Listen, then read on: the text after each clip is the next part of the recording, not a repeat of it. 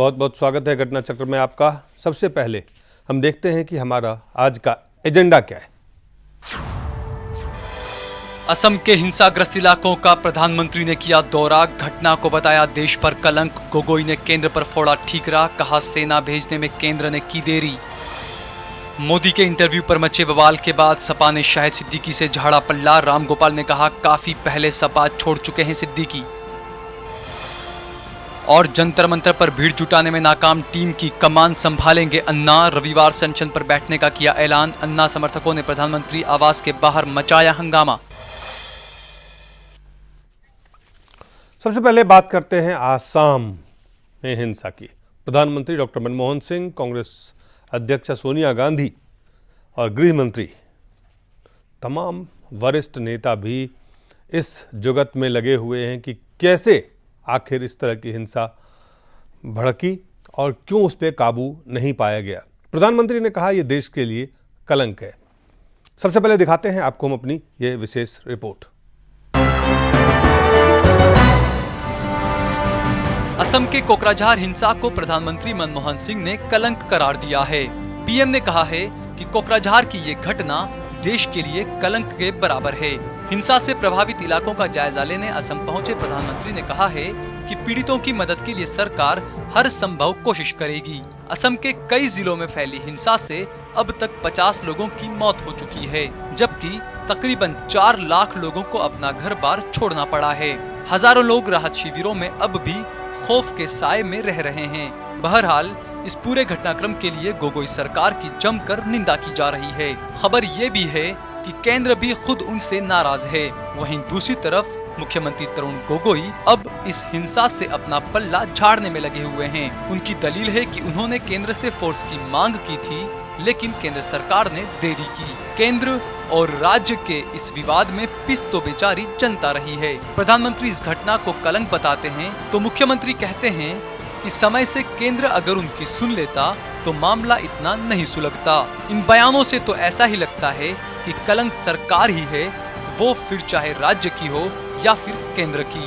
Bureau report, Jain news. बहुत साफ है कि केंद्र और राज्य के बीच में हिंसा को नियंत्रण क्यों नहीं कर पाई। कौन सी सरकार, किसकी विफलता है? केंद्र सरकार की विफलता है या ये राज्य सरकार की विफलता है? प्रधानमंत्री कहते हैं देश के लिए कलंक है और राज्य के मुख्यमंत्री कहते हैं केंद्र ने सेना भेजने में काफी देर कर दी। बीजेपी के प्रवक्ता शाहनवाज हुसैन हैं, उन्होंने क्या कहा आपको हम दिखाते हैं। कि हमें केंद्र से सही समय पर रसद नहीं पहुंचा, सही समय पर फौज नहीं पहुंची। केंद्र से, कांग्रेस से वो निर्देश का इंतजार करते रहे, इसलिए उन्होंने दौड़ा नहीं किया। आखिर जो इतना बड़ा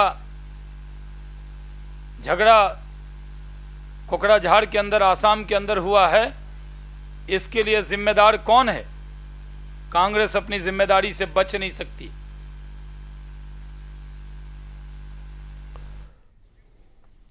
भाजपा के प्रवक्ता ने कहा कांग्रेस अपनी जिम्मेदारी से नहीं बच सकती है। और कांग्रेस क्या कहती है आप खुद देख लें।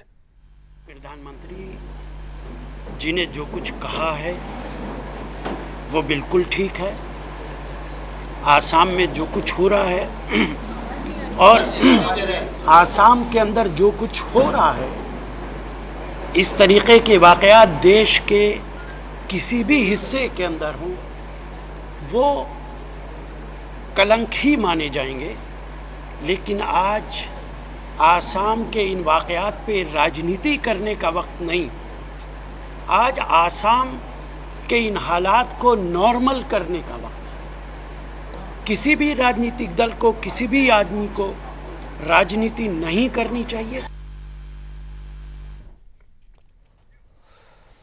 तो आपने कांग्रेस के प्रवक्ता को सुना, भाजपा के प्रवक्ता को सुना, प्रधानमंत्री का बयान भी आया, मुख्यमंत्री का भी बयान आया। सब लगातार ऐसा लगता है कि हर एक घटना, हर एक त्रासदी राजनीतिक दलों के लिए या तो सियासी मसला बन जाता है या सिर्फ आरोप और प्रत्यारोप का बन जाता है। एक ब्रेक लेते हैं, ब्रेक के बाद हम तुरंत वापस आते हैं, इस पर चर्चा जारी रखेंगे।